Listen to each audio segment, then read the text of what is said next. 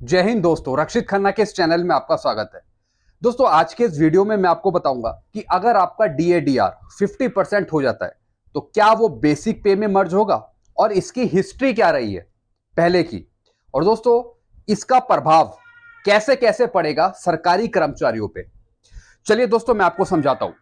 50% DA या फिर D R merge with basic पे, दोस्तों इसकी स्थापना कैसे हुई थी, यानी ये कौन आइडिया लाया था कि 50% डीए होने पर या फिर डीआर होने पर आपकी बेसिक पे में मर्ज होगा। दोस्तों ये सिफारिश थी पांचवें पे कमीशन की, यानी पांचवें पे कमीशन तक भी डीए डीआर को मर्ज करा जाता रहा है बेसिक पे में। फिर दोस्तों छठे पे कमीशन से पहले भी 50% डीए डीआर को बेसिक पे में मर्ज किया गया है।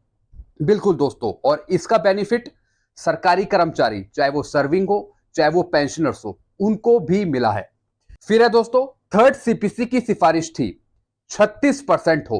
बिल्कुल दोस्तों, जब थर्ड सीपीसी चल रहा था तो उसमें डीए डीआर को जो मर्ज किया जाता था वो करा जाता था 36% पे, और दोस्तों 36% से अगर ज्यादा भी हो रहा है तब भी उसे मर्ज किया जाता था।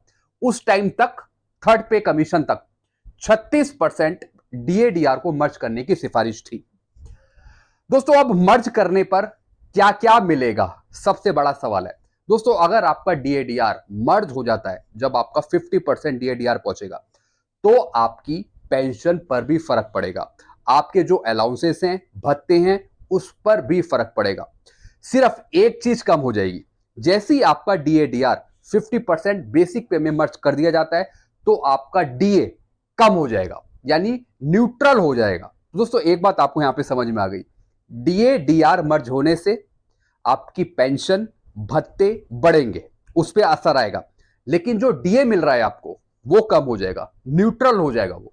तो दोस्तों अगर डीए डीआर मर्ज होता है बेसिक पे में 50%, चाहे वो जनवरी 2024 में हो चाहे वो जुलाई 2024 में हो, तो दोस्तों इसका फायदा कैसे कैसे मिलेगा।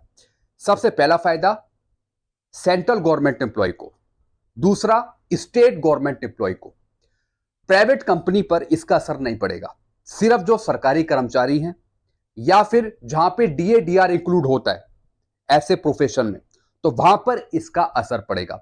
लेकिन ये 100% कंफर्म है कि अगर आपकी बेसिक पे में मर्ज होता है तो इससे आपकी बेसिक पे बढ़ जाएगी, और जब बेसिक पे बढ़ेगी तो ऑटोमेटिकली आपकी बेसिक पेंशन भी बढ़ेगी, तो ये फायदा मिलेगा आपको।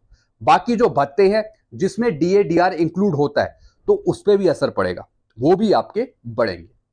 तो दोस्तों एक मैंने आपको छोटी सी जानकारी दी, आई होप आप सारी चीज समझ गए होंगे।